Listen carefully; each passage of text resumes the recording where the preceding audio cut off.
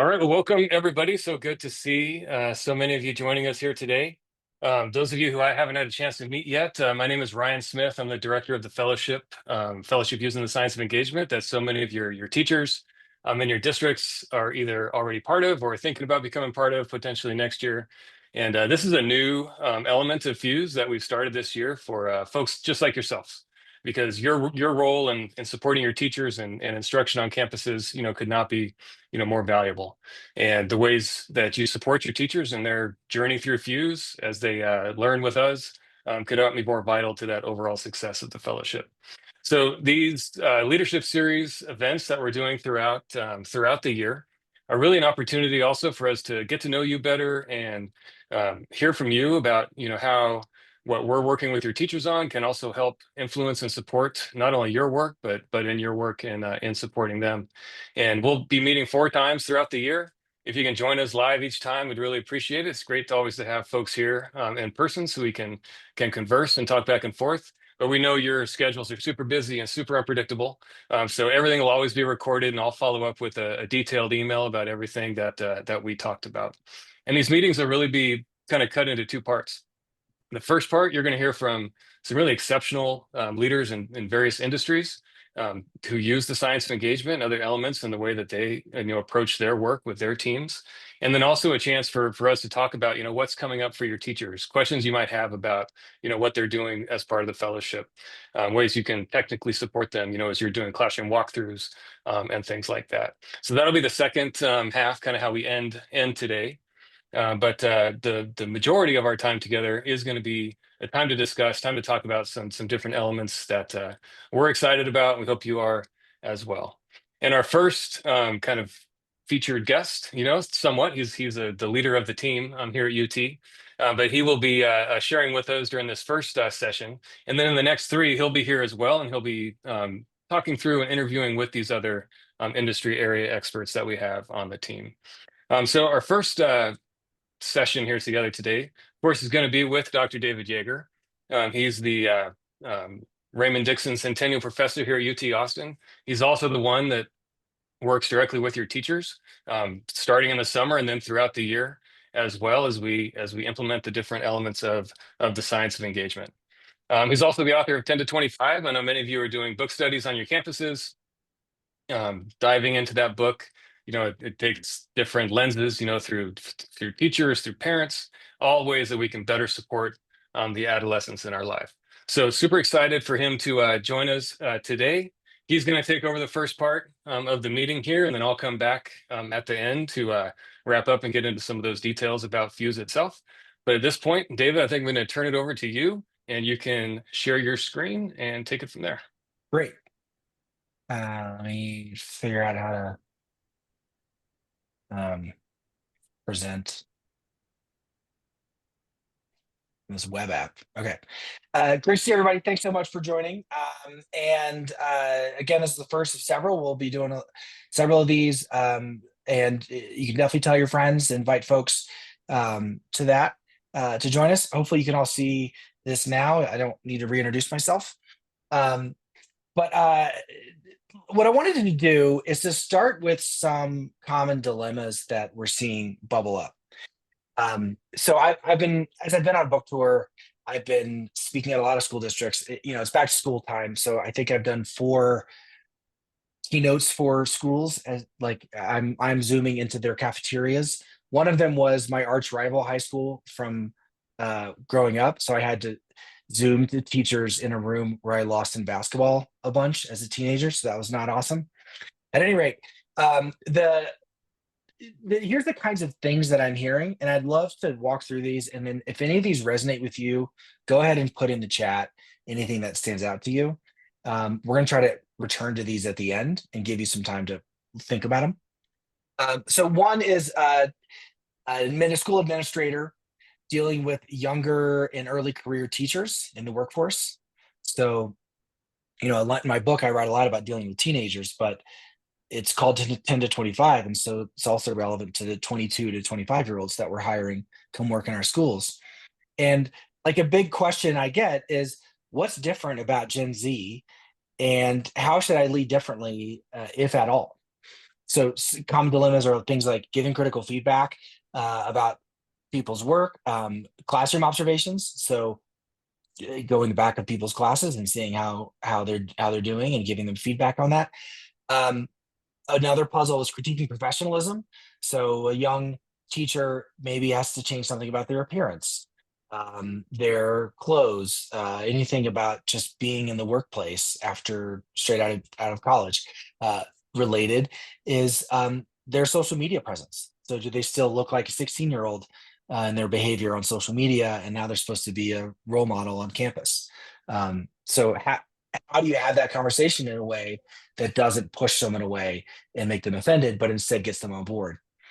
We all know there's a stress and anxiety issue facing the next generation. Those young people are now in our classrooms. They're the COVID generation, students who started college in COVID are now often our first year teachers. And so, how are they dealing with the stress and anxiety of that, and how do we support them, if at all? Um, just going quickly through this, other things were coming up, conversations with parents. Um, so, for example, someone's at back to school night and they make some promises that may or may not be followed through during the year. Or you can tell they're sticking their foot in their mouth, what they're saying to parents. How do you criticize those instructors without coming across as too controlling? Um, Teachers who have their first major assignment. So one thing that happens a lot is teachers will assign some challenging task like writing an essay or doing a presentation, and they'll under explain it. And so students will, if you look at the rubric, they're earning a C or 70%, but those teachers don't want to give a 70 to the whole class. So they have a dilemma. Am I what I call a protector, where I try to protect people's like my students' ego by giving them a high grade even if they didn't earn it, or am I an enforcer? Am I kind of rigorously adhering to my grading criteria even if it was almost impossible for students to meet that standard? At any rate, either way a teacher goes could have big impact, could be frustration for them, for the school, etc. Um, the other dilemmas around near peer mentoring between younger and more experienced colleagues. So one thing we're hearing is that a lot of organizational culture, like culture on your campus, is set through those informal conversations between more experienced people and more inexperienced people. But we have no control over those. So who knows what the senior teachers are saying about us as administrators, and if that's good for morale. This is an example of I've started consulting for some professional sports teams and some college sports teams. And I was talking to the head of USA basketball. This is the guy who decides who's on the Olympic team. And I was like, you guys are American basketball players. You're going to go play European basketball. Um, it's going to be hard. You got to adjust your game. So how do you help coach the young players to adapt and adjust in the right way? And he's like, oh, we have, a senior athlete. We've got usually like a guy who's almost retired, who's kind of the wise person on the bench. And I'm like, what coaching do you give that person to say the right stuff? They're like, oh, none at all.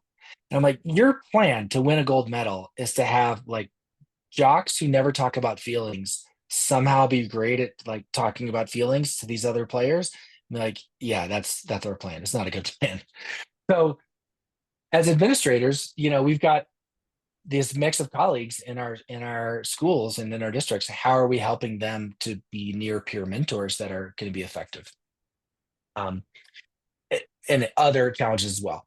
Okay, so I don't know if anyone's written in the chat, maybe not. But if any of these stand out to you, I'd love to just give you a moment to either riff on them or affirm. So if you could join by chat, um, any of these that stand out to you, you agree with, how they look different in your campus, go ahead and share now. We'll give you a minute to do that.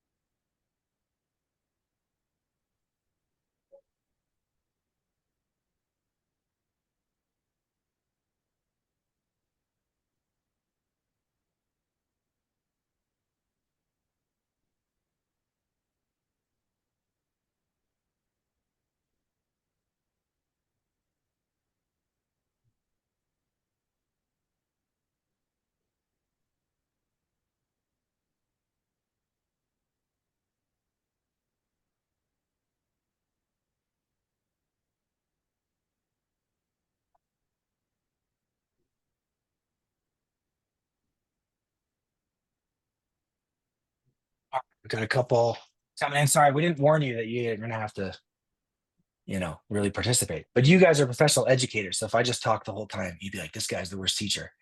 So trying not to be a hypocrite. Um,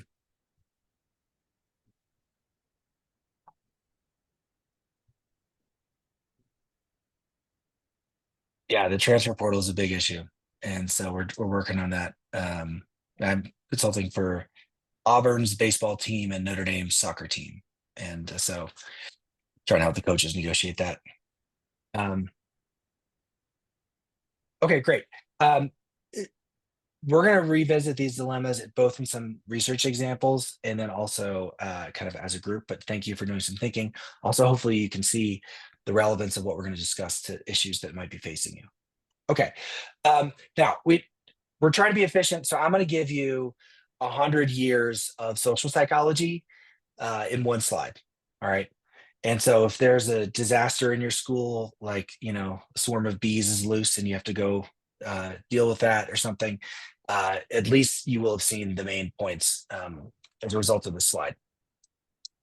So the main point is that when you're critiquing somebody, when you're trying to influence employees, etc., what you're trying to do is to generate willing and lasting change without ongoing coercion and without excessive surveillance.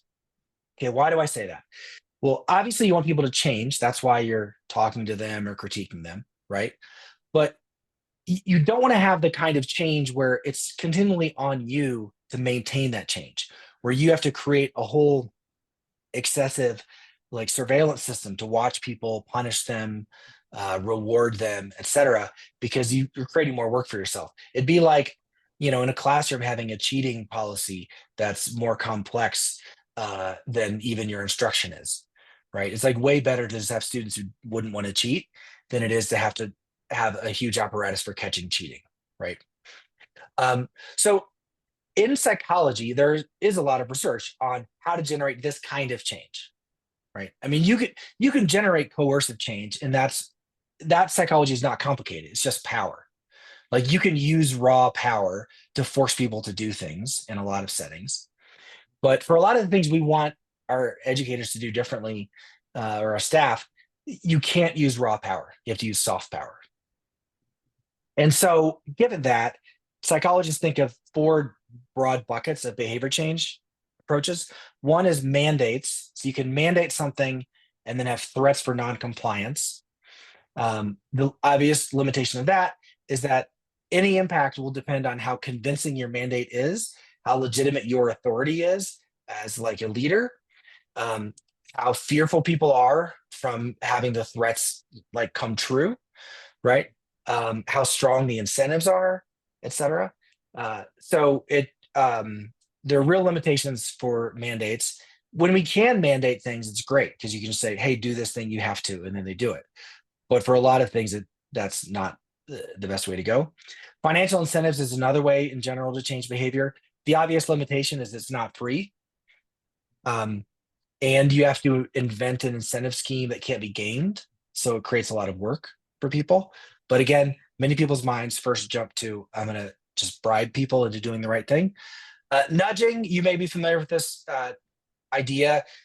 The way we think about it is nudges are ways of taking something that somebody already wants to do and reminding them to do it, or making it easier for them to do it. Okay. So if you have to appear in court and the form you get is super hard to read and it's not clear what date you're supposed to be there, you're less likely to appear in court than if we make the form super easy to read and we put the date and time up top and maybe we help pay for parking or whatever. Okay. So nudging works for stuff that people already want to do when the issue is that they forgot about it or it was too hard. A lot of the things we're talking about, though, in our classrooms are not that. There definitely are some compliance things, like maybe paperwork. Maybe you need your instructional coaches to file a certain report every other week, and they forget or it's too hard. Nudges can help with that. But for anything that's interpersonal, like how teachers talk to kids, uh, nudging isn't necessarily the best way to go. And the last is persuasion. Try to change someone's mind. Okay. And that, of course, is free. Like, you don't need an incentive. You don't need to monitor people and like obsess over what they're doing, and you don't have to threaten them with punishment, right? Because if someone's truly persuaded, then they choose to do something of their own free will because they think it's the right choice. Okay. So persuasion gets you to this goal of willing, lasting change without ongoing coercion and without excessive surveillance. So it's got that going for it. The problem is, um, conventional ideas about persuasion tend to be wrong. That in general, people, when lay people, those of us who just normal people, when we try to persuade people, we go about it in the wrong way, and we resort to something that I call grown splaining, which is that I, with my better expertise and leadership and knowledge and power, et cetera, will just explain to you what you need to know, and then you need to listen to me and adopt it. And in our minds, we think, if only I could explain clearly the content of my smart, powerful brain, then you would be persuaded, right? But anyone who's tried to convince their family members of some political or religious point at Thanksgiving, anyone would know that just explaining your side of it doesn't yield persuasion, right? People have other reasons why they're not persuaded that are different from just the arguments we make. And it's because people tend to peripheral cues, specifically who's communicating with them and how it's being communicated. And those peripheral cues indicate to them things like whether they're being humiliated or disrespected in this moment, or what will happen to them socially in the future. So the punchline of all of this is that, um, if you have a goal of generating willing, lasting change in your organization without ongoing coercion or surveillance, then there's a certain kind of argument you need to make, which is what we call a values aligned argument, which is an argument that is consistent with someone's underlying motivation, while also attending to the subtle ways that you communicate, specifically whether or not you're coming across as disrespectful or humiliating, or on the other side, whether you're coming across as generating um, greater social esteem, greater reputation, etc. Okay, so that's 100 years of social psychology in one slide, and that's why in the examples I'll talk through today, I'll give you three quick ones. We're going to talk about language and communication, how things are communicated as a way of inducing behavior change. And these are things any leader can start acting on right away after this talk. All right. So, three examples of paying attention to how you say it. Example. Oh, sorry. First, we have a little model here of why this matters. I apologize. Um, the the reason this matters is that you end up with something we call the miscommunication cycle. So, take the example of a school. You're giving critical feedback to, let's say, a young instructor, right? And maybe they're a little sensitive about it. At the top, that their interpretation is, my school leader is disappointed in me and thinks I'm incompetent. If that's their view of what the feedback was meaning, then they, in the bottom right, become less proactive in changing. They're not going to follow directions independently. They might not come ask for help when they're stuck, right? But because they don't do that, then now they're not doing teaching in the way we want or doing the behavior we want, right? So they haven't complied. And given that, we need to then give them even more critical feedback and keep talking to them about changing or fixing what they're doing, which in turn feeds into this belief that this person's on my case.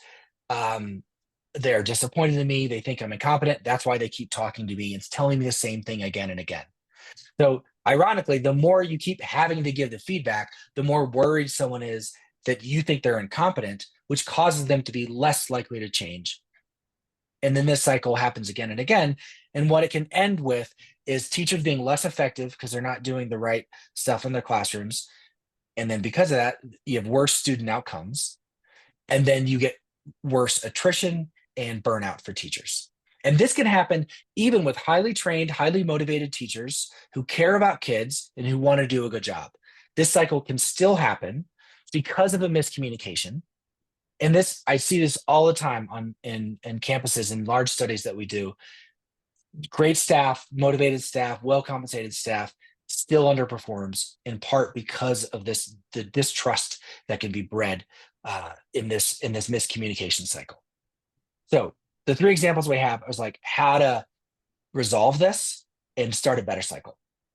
So the first one is critical feedback in the context of uh, writing. So this is maybe you might have seen the study before. We call it wise feedback study. But in this experiment, we had seventh graders write essays of um, about a big hero of theirs in life. So this kid wrote about Dr. Martin Luther King Jr. And the teachers cover the essays and comments and give critical feedback, not unlike what we would do if I was a school leader in a school critiquing someone's instruction, right? You point out some good things, maybe you say good job.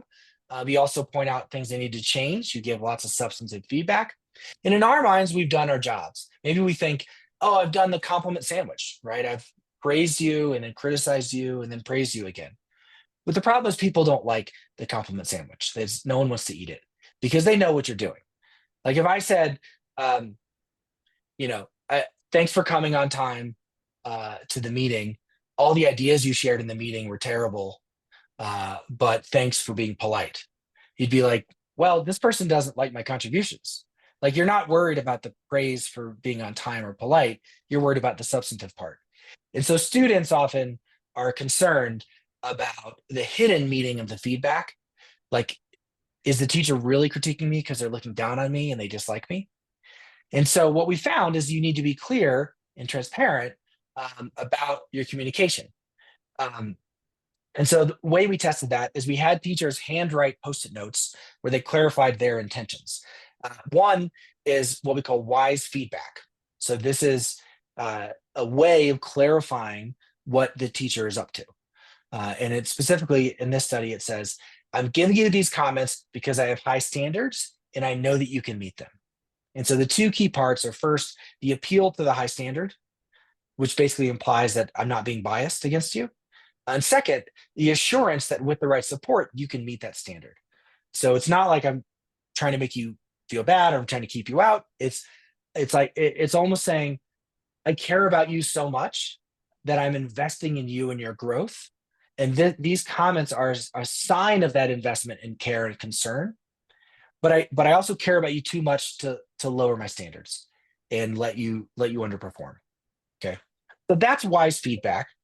Students get the note or a control note, and the control note said, I'm giving you these comments so you have feedback on your essay. So it conveys no novel information. Then we put it in sealed envelopes, hand them out to students. A week later, the students decide whether or not they're going to revise their essay and turn in a fixed version. So basically, do they turn in the same version that got all the comments? So is it like the feedback was totally wasted, or do they fix something? And what we found is students were twice as likely to fix the essays and turn in revised essays when it was accompanied by that short post-it note, basically conveying wise feedback. So 40% in the control revised compared to 80% in the wise feedback group. And what's amazing about this is, in the control, that means 60% of the time, the feedback that the instructors put on the essays was totally ignored. Students looked at it and they were like, no, I'm good. No, thanks. And how frustrating is that? I mean, for me as a parent, if I correct my kid's behavior and they're like, no, thanks, I'm not interested in this feedback. Like, well, why did I say it? Right. And so our lives are better when we have this kind of willing, independent compliance, right? The goal I was talking about of wise feedback by being clear about what we're doing is causing the students to, of their own free will, choose to look at their mistakes and errors, embrace that feedback, and make corrections. So that's the kind of first example that we're excited about. It's just sometimes we're doing almost everything right. We're giving the right feedback at the right time, but it wasn't clear to people what we were about.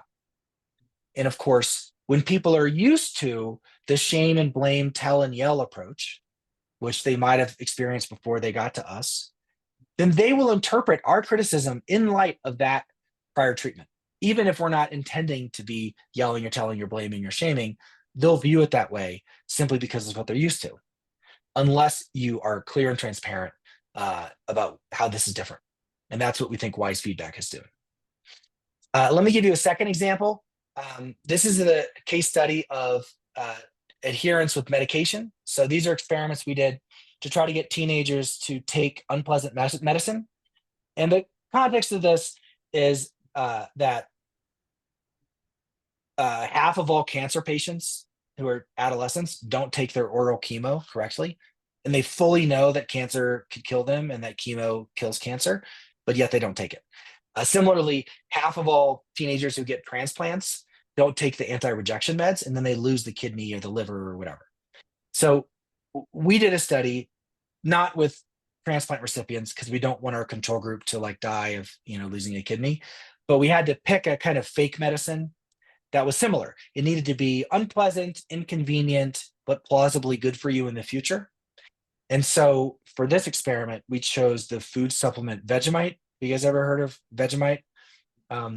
This is the Australian food. It's basically if you brewed a barrel of beer and then took all the delicious beer out and just left the yeast, and then put that yeast in a jar and then put it on a spoon. Like that's what Vegemite is. They love it in Australia. Americans tend to not like it. Here are videos of real UT undergraduates with a secret camera after they've eaten a spoonful of Vegemite. So you can just see this like disgust kind of response on their faces. And so our like behavior request is after they eat the first spoonful, we give them a spoonful that's 3 or 4 times larger, and we ask them if they'll eat the whole thing. Okay. So the question is, under what conditions are people willing to do something that is unpleasant, but plausibly good for themselves or society? Because we tell them it's part of an important study. And what we varied was whether we asked respectfully or disrespectfully. So everyone heard, they saw a video from a doctor, a med student who's like, I'm so-and-so, I'm a second-year medical student, and I'm here to, in a respectful condition, ask whether you might consider taking this medicine. Disrespectful condition, tell you that you should take this medicine. In respectful, you're a UT student. I know you guys are mostly from Texas. This is a compliment at UT, by the way. At other places, it might not. If you're at A&M, maybe not a compliment. But to these students, it was a compliment. You're a UT student, so I figured I would explain the scientific reason why it would be helpful for you to take it. Disrespectful, based on what I know about medicine and disease, the smart thing to do is to take this medicine. So it's disrespectful, emphasizing the speaker's expertise, knowledge, dominance, etc. Respectful and disrespectful both heard. Some people have reported that this medicine is unpleasant to take because of the bitter taste, which of course is like the understatement of the century. And then it says, you might find it helpful to think of that slight discomfort as doing your part to help others in the respectful condition. Disrespectful, try to ignore that, which of course you can't. And then respectful, thank you for considering this request. Disrespectful, thank you in advance for your cooperation. Okay. Now you might look at this and think, hey, the one on the right's a little harsh, but we actually wrote that one with doctors, and they're like, yeah, this is 100% how we talk to patients. Because they have, as I said, this kind of grown-splaining approach. Like, I'm the expert. I know what you should be doing. I have more power in the situation. I'm in charge. You just got to listen to me. And if you did, that would be smart. And if you didn't, that would be dumb. But the problem is that threatens people's autonomy and competence. And therefore, what we found is that people were far more likely to eat the whole second spoonful of Vegemite when they were asked respectfully versus disrespectfully. And that's why, when I talk about persuasion, it's not just what arguments do we make, like how are we trying to convince? It's how are we coming across as leaders? And I know you know this, but what this is meant to highlight is the really subtle ways in which we think we're coming across like an authority that they need to listen to, right? It's like, I know what I'm talking about, just listen to me. But that comes across as disrespectful. And as a result, people are less likely to comply. Whereas when people are asked respectfully, then they are far more likely to comply. And so what we think is that this better language leads to a more effective communication cycle. So when you have kind of this transparent, behavioral science informed communication, then people have a different thought. Like a teacher might say, my school leader believes in my potential and is invested in me. Okay, now they might be proactive in changing. They might start following directions. They might start asking for help, continually improving their instruction. Now because they've listened to your excellent feedback and they've done what they should be doing, they start seeing positive results that are really affirming in the classroom. Like maybe I'm a good teacher, maybe I like this job. And by the way, my school leader helped me do that. And they did it because they believe in me. And now I'm even more likely to listen to my school leader and whatever else is happening on campus. And then over time, you might see teachers that become more effective because they're using more evidence-based practice. They get better student outcomes. They're also less burned out and they might be less likely to quit. So this is our like hypothesis that we need to kind of work on communication. Now I want to show you an example from the workplace before we go to some case studies. It's our last example out of three. And it's an example of McDonald's. And hopefully you enjoy this. So this is the new research I'm doing. It after I published my book, 10 to 25, I gave a webinar and some guy who owns 40 McDonald's restaurants in West Virginia was on the call, and he's like, "This sounds great. I think I need to apply this, wise feedback, Vegemite stuff to how we talk to our employees on the front line in our restaurants." And I was like, "Well, why is this an issue?" And so he says that the turnover rate at McDonald's is 160%. So just to be clear, for every 100 jobs that you see here, John Ebert, the owner, has to hire 160 people every year to fill those jobs. Okay, so turnover rate is terrible. And not just his stores, nationwide, McDonald's. That costs McDonald's $4 billion a year just to rehire frontline employees nationally, just in the US. Then we did some research for what's the number one cause of turnover, right? Is it people get different jobs or they go to college or whatever? It's like, no, they quit. Quitting is the number one reason. Why do they quit? Number one reason is my boss yelled at me. Okay. Now, a lot of times bosses are correcting behavior. So like a cashier, like on the left, might be rude to a customer. That's usually because a customer screwed up their order. And then when they got it, it was wrong. And then they yell at the cashier, but it was actually the customer's fault. And the cashier's like, "Dude, that's what you ordered." And then they're like, "Just give me my money back." And then there's a whole fight over this whole thing. So that happens a lot. And so it's not clear whose fault it is overall. But at the end of the day, the employee is rude to the customer, and then the manager yells at them, and then the employee quits. Speed is another, during lunch hour, rush hour, it's like, you got to go faster, got to go faster. People are slow, they get yelled at, they feel talked down to, then they quit. Wardrobe and safety, another big one is if you're on the fryer, you can tell I've been thinking a lot about McDonald's, so apologize for all the details if you don't care. But a huge issue is you can't wear jewelry at the fryer.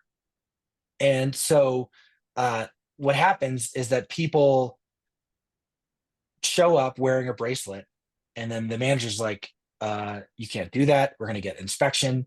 Your jewelry could fall in the food. That would be a food hazard. It could get caught on something. You're a hazard now. You have to take it off.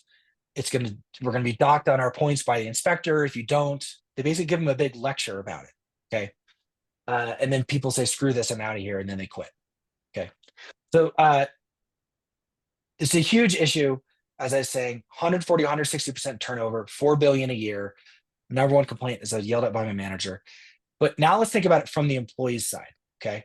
Has anyone here seen the movie Fast Times at Ridgemont High? You seen this movie? So I'm ashamed. I was born 1981, so I was 2 when it came out. I have now seen it. But let me just play a quick clip. Ryan, I'm not 100% confident the audio is going to work. I'll do share computer sound and see if it works. Okay, so it's a short clip. Example of what I was talking about. Oh, wait.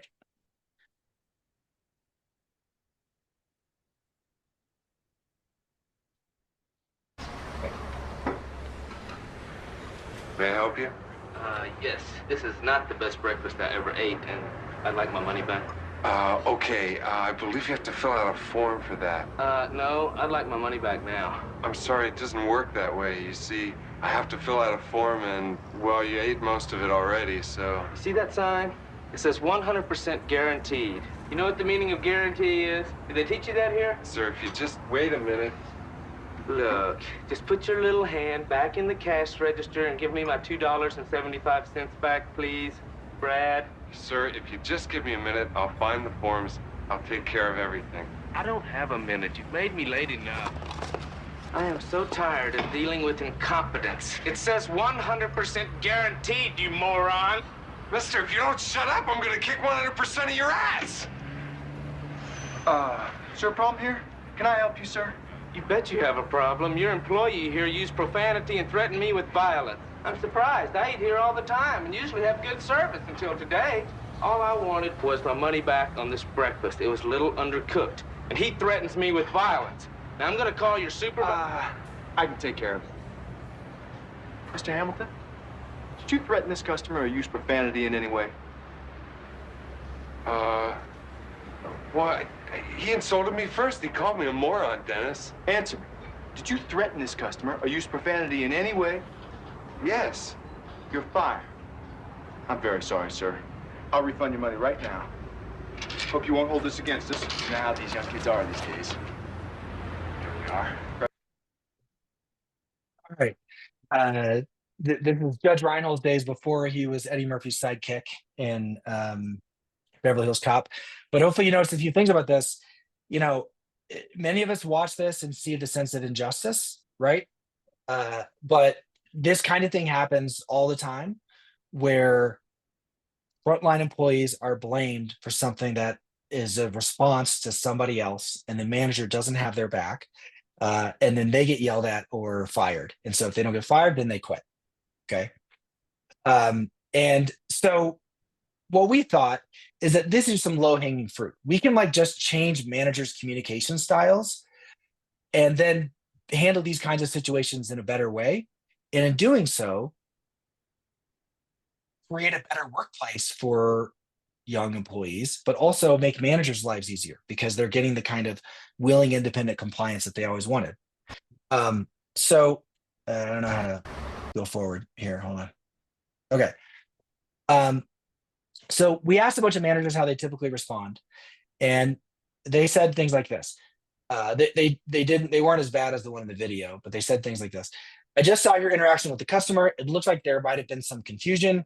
I get that the situation was frustrating, but let's keep in mind there are a few ways it could have gone wrong. Maybe the customer said the wrong thing. Maybe the order was entered differently, or it could have been made incorrectly in the kitchen. It's not really about pointing fingers or defending ourselves. What matters most is making it right for the guest and finding a way to say yes. Okay. And these are lifetime McDonald's managers. They're like, yes, awesome response.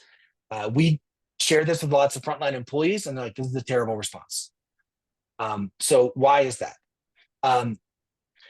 What the manager's been trying to do here is trying to like acknowledge negative feelings, say it could be anybody's fault, don't take it personally, and then they're just trying to get to the outcome. But they don't deal with the deeper sense of injustice and the emotions of this kind of event, right?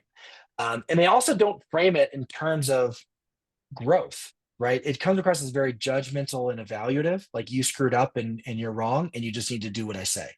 So it's very much a like suppress emotions type approach. And they're only just waving their hands at acknowledging the negative feelings. They're not really doing anything authentic. And so what we did is we started analyzing specific things that people tend to say and why they come across in the wrong way. This gets to the social psychology of the matter. The manager says, I get that the situation was frustrating. The manager thinks, oh, I'm acknowledging feelings. What the employee hears is, you need to put up with that frustration and do what I say. Right? And so then that's a problem because the manager thinks they're being compassionate, while the employee thinks they're being uncaring. So there's a total miscommunication there. Next, when the manager says, there are a few ways it could have gone wrong. In their mind, they're thinking, oh, I'm not blaming. But what the employee hears is, you probably screwed up, you messed up the order, and you don't even realize it. That's how incompetent you are. And so then the employee feels accused and unsupported and maybe a little insulted. And then when the manager says, what matters most is making it right for the guest. There, what the employee hears is, your perspective doesn't matter, and you need to make the customer happy no matter what. And I don't care how you do it or what barriers you're facing, you just need to do it. That the employee feels pressured to do something, but they also feel pressured to project their sense of reality and justice in the world, right? Like, think back to Brad and how confused he was. He's like, well, yeah, I did say that, but there was a context to it, and it's like the manager was forcing him to conform to the worldview of the customer. And that feels like it's a bridge too far for a lot of people. So what we did is we took a mix of the best answers and then we edited them. Also, by the way, ChatGPT on its own is pretty terrible at this task. So I don't need to go into that, but it's pretty bad. And the reason why, of course, is that it's trained on language that's on Reddit and advice columns and stuff like that. And in general, people are bad at resolving this kind of scenario. So since the training data is bad, then the output of the model is bad as well. At any rate, what we did is we did a psychological analysis and we're like, what should the priorities be? One is check in on the crew member's emotional state. Like, are you okay? First, most important thing to do. That shows care and concern, builds trust. Next, clearly state that the company or store priorities are important, but they need to be like the organizational priorities, not my personal preference as your manager. Because if it's my personal preferences, it comes across like I'm being arbitrary and picking on you. And so by stating the company priorities, you're mitigating concern about bias. Next is to offer legitimate reasons for the person's response to show you're not blaming them. And then to feel less judgmental, articulate a belief that they can grow and improve. So it offers hope for a better future and it shows my investment in them. And last is offering yourself as a collaborative resource to help them improve, and which shows that they're not on their own, which again also confirms that they're not being relegated to the role of someone who's unimportant and you're trying to get rid of them. So let's see what this looks like. You're gonna have to zoom in. Apologize for the tiny font. So Carol Dweck and Carol wrote Book Mindset. We personally edited this and we had a lot to say. So I'll read it to you, but I color coded the points that matched from the previous slide. So here's our answer. Can we talk over here for a minute? I just saw an interaction between you and a customer, and there seemed to be some sort of misunderstanding, and it looks stressful. First, are you okay? And then it says, wait for response. We've learned you have to add wait for response to people because they want to just keep talking. Okay, now can you tell me your perspective on what happened? Wait for response again. Thanks for sharing that. I can understand your frustration. As you know, as a company, we always want to get a customer to yes, that they're invoking the standard of the organization. That means we need to find a way to make it right for them, even in tough situations. I know it's hard to do in this situation because it feels like the customer was being unfair to you and blaming you. Okay, so there it's giving legitimate reason for the emotions. Now, I'm going to say something that might sound surprising, but here it is. As a restaurant, we don't actually care who was right or wrong. Yes, of course, if our employees make mistakes, we want them to fix them. But our two main priorities are, first, that the customer is satisfied, and second, that you are okay and feel supported. So we don't have to think about who's to blame for the order. It doesn't matter to me. And in fact, no mistake you make could make me any less committed to you because I see you as essential to the success of the restaurant. Therefore, I don't want you to feel like you need to defend yourself. In fact, I'm already on your side. Instead, in difficult moments like this, the restaurant needs you to demonstrate the professional skill of getting customers who are upset to a yes, even if they are being unfair. I acknowledge that's not easy. In fact, I know from experience that it's a skill that takes time to build. I didn't always know how to not get defensive and how to instead focus on making it right.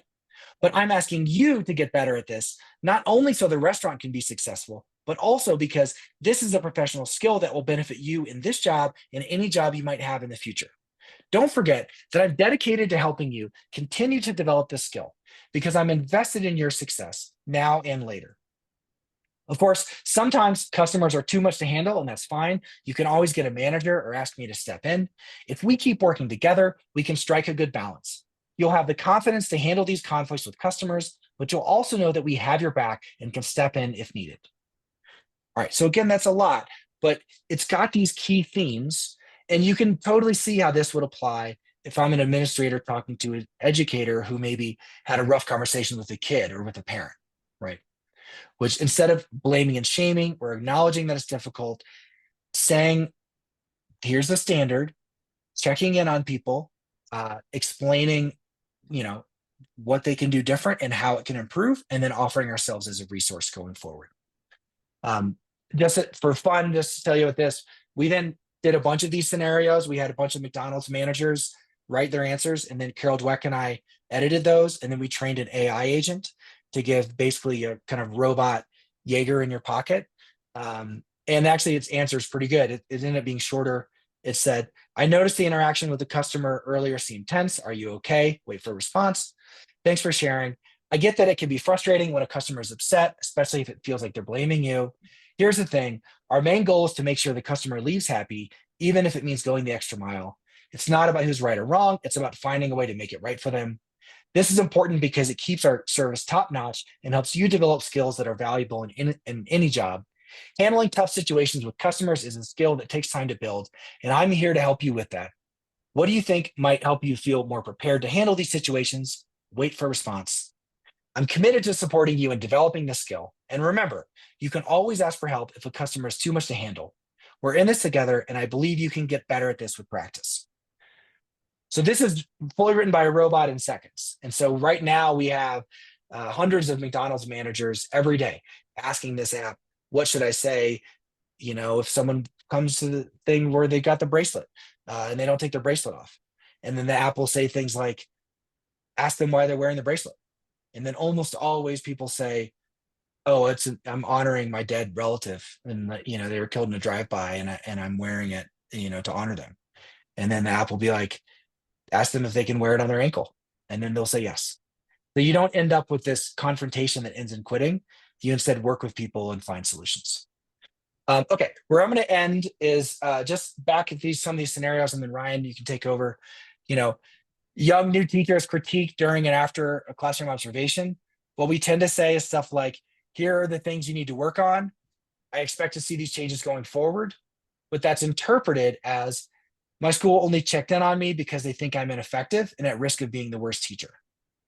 And so, you know, if you, as an exercise, think about what would you say instead to promote the most charitable interpretation. Another dilemma, critiquing a teacher for professionalism. What we tend to say is, we expect you to show up looking professional. You need to manage your social media profile so it's more professional, etc. How it's interpreted is, my school leader thinks I'm immature and not ready for real responsibility, that I can't be trusted. They don't believe in me. Okay, so what's an alternative way to communicate? Last, enthusiastic teacher is hosting a parent open house, planning their first parent communication. What we tend to say is something like, here's how we need you to talk to parents. Make sure you say X and Y. Definitely don't say A or B. But that's interpreted as, my school leader assumes I'm going to screw up and put my foot in my mouth because they think so poorly of me, right? So how do we promote a more charitable interpretation? So these are kind of dilemmas we can be in an ongoing conversation. I'm looking forward to your comments and thoughts. But Ryan, I'm going to turn it over to you to see how you want to move forward. But thank you all so much for listening, and I hope this was useful. Yeah, and thank you so much, Dr. Yeager. And I would just say to everybody on the call, like, if you take this, and I'll be sharing all this, you know, with you, take this, talk with your teams about it. And if you want to share that last column, you know, responses that, you know, you guys have worked together to think about, and you want some feedback on those, and we'll definitely, as David mentioned, continue that conversation to support, you know, along the way. And these all really connect with what your teachers are learning, you know, in Fuse as well. You know, we frame that in a classroom setting, you know, but it's all about, you know, how our language as adults is being interpreted by adolescents, and making sure that it aligns with the way that we want it to be communicated with. Yeah, and hopefully that last slide is a good activity you can do almost as a workshop with your teams. But those are the kinds of activities we do with our Fuse teachers, where we're like, you might say this to your students, they're going to interpret it this way. What do you say instead? So we give them that A, not B kind of contrast. All right, well, thank you, David, for joining us. And David will be back for the next session, and I'll talk a little bit about our second leadership series here before we finish. But I think we've got, it's about 2:52. I've got a few slides to go over that are about some kind of nuts and bolts about Fuse. If you currently have teachers in the program, great to stay on. If you're joining us and you don't have teachers in yet, feel free to stay as well, but might not be as relevant to you. If you got to leave early, because I know we might go a little over 3 o'clock, all this will be recorded and sent to you. But really wanted to just take some time, go through some nuts and bolts of what your teachers will be doing in the next couple months as part of the fellowship. One piece that I think most know, but just wanted to highlight is teachers in the program. It's a 2-year full fellowship, and they're in actually 2 groups each year. So we've got a blue group and a gold group of teachers. And because we have 10 practices within the fellowship that they complete over those 2 years, we don't want to cram all those into 1 year. One thing we definitely value in our fellowship is that it's we take our time, with implementing these different ideas around communication and around different cognitive science practices. And to try to do all that in 1 year would be too much. So we space it out. But I wanted to share which practices your teachers are learning that first year here in the summer. So those of you who have teachers in their first year and they're in the blue group, and you can ask them when you talk to them, which group they're in. So our first year blue teachers and our second year gold teachers, because they flipped the second year, they've spent the summer doing couple different practices. And for some reason, 2 of them are not on each one, but I'll tell you what they are. So if they're in the blue group that first year, they're doing a practice called reframing mistakes. So it's all about, actually, I think there's only 2 here because I went 1 slide too much. There we go. So here's the summer practices that they're participating in. So the blue group is reframing mistakes, really talking about how our messages and how we talk about mistakes are interpreted the way we want them to be in a classroom to highlight and see those as the value. They spend some time talking about how they communicate their retesting and revision policies. We don't promote a certain policy.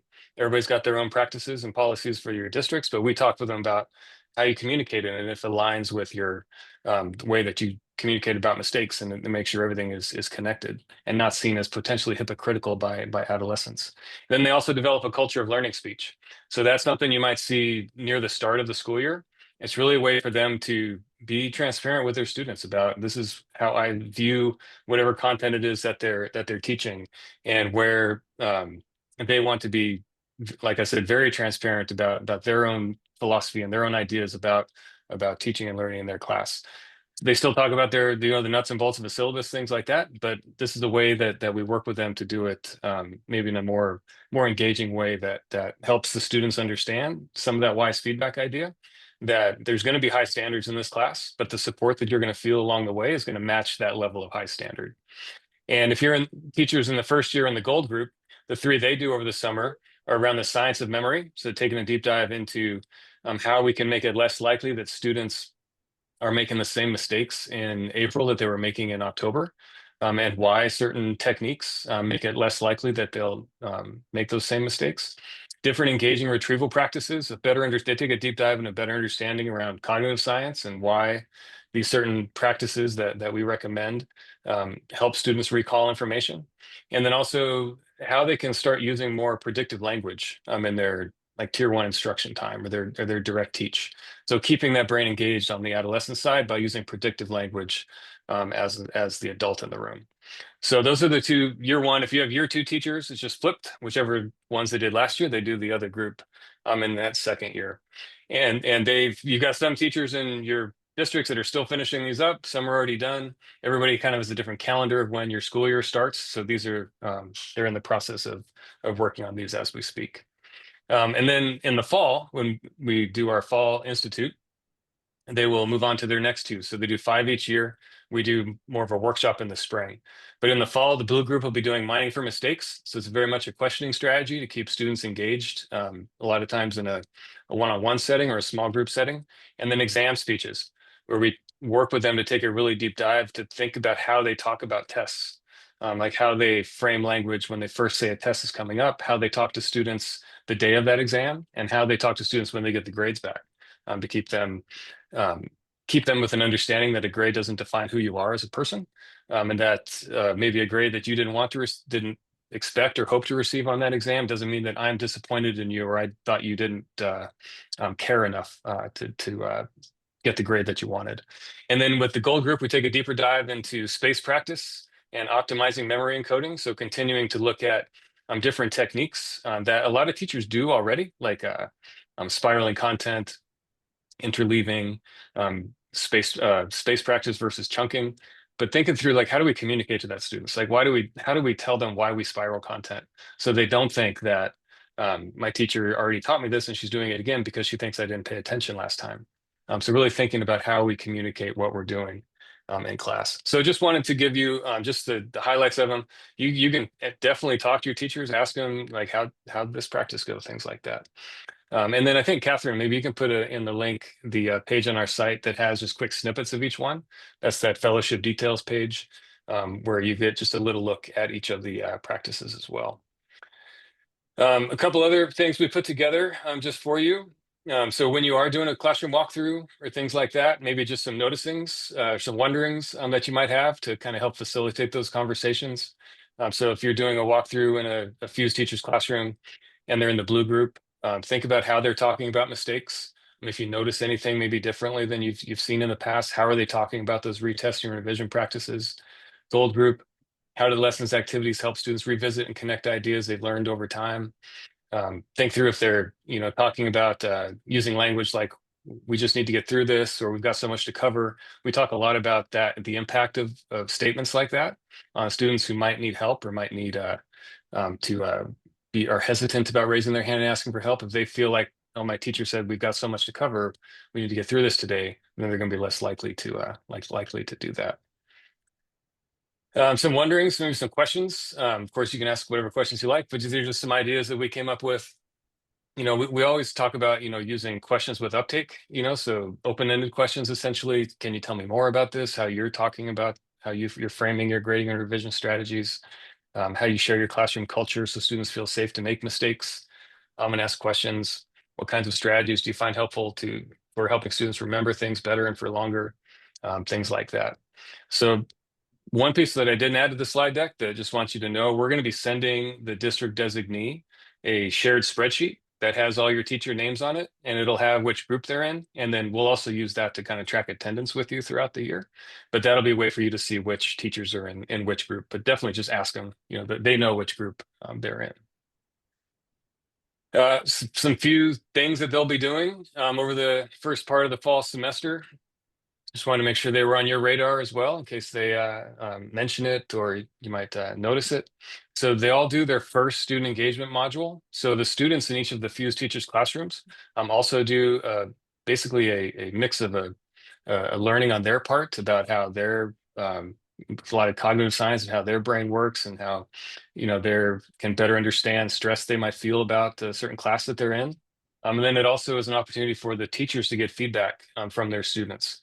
So the questions that are embedded within that module align with what the teachers are learning within Fuse. So then the teachers will get 3 reports throughout the year where they can see if the adjustments they're making in their class, their students are noticing and feeling that.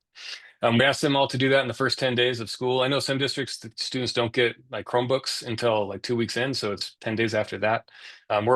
We try to keep it, somewhat of a window for everybody, but we're very flexible. We just want as many students to be able to engage with it as possible.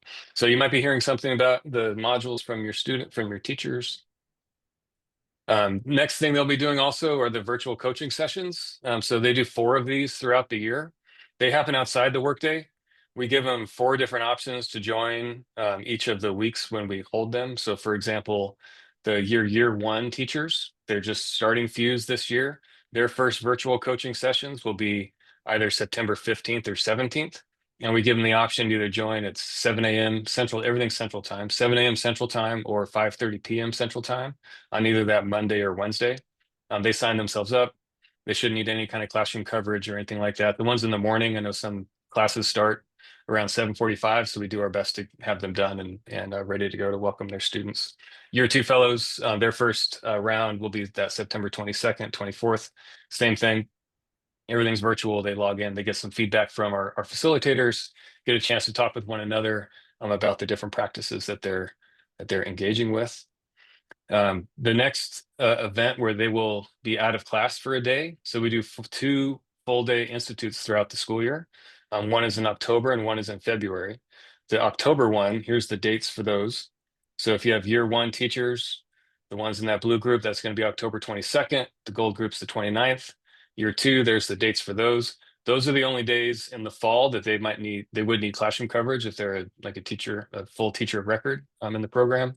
And one thing I want to mention about this too is they need to join on their own device. We use a platform called Engagely, which we different table groups and things like that to make it an engaging session with them. So they do need to, it's not the kind of institute where everybody could, meet in a conference room and join on one machine. They really need to be on their own device for those. So if they don't have a quiet place to do that on campus or in a district session, they just need someplace quiet. So some districts allow them to work remotely those days. Some do not. Totally your call. They just need a quiet place to join on their own machine. And those days they learn in the fall, they'll learn the next two library practice elements, to activities and group work with our facilitators as well. And Dr. Yeager comes back for each of those to give them additional direct talks about the science behind what they're learning. Last couple things, and then I'll hang around if anybody has any questions. We can chat one-on-one. I'll stick around for a little bit, but I think all of you have probably gotten an invite from me already. I sent it directly to you, so hopefully it showed up on your calendar. But our next session for the leadership series is going to be with Stephanie Okamoto. Catherine, you put her bio in the chat as well. But Stephanie Okamoto and David have worked very closely together on a lot of the research around some of these management practices, and she kind of came up in the management world with Microsoft, became one of their leaders in the HR department and around building culture. And she was there during some of those points in Microsoft where it was very much a top-down command control type of environment, and helped shift that with a new CEO coming in and really building a much stronger collaborative, inclusive culture with Microsoft. She's now with ServiceNow, doing a lot of those same ideas. So I think if you join us for this one, you're going to get a lot of great ideas, content around similar to what David talked about today, in different contexts and different settings.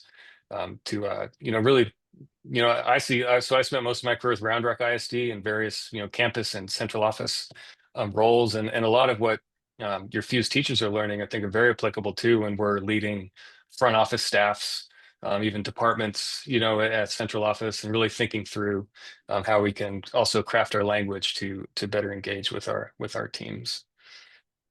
My last ask, just if you haven't already, feel free to sign up for our newsletter.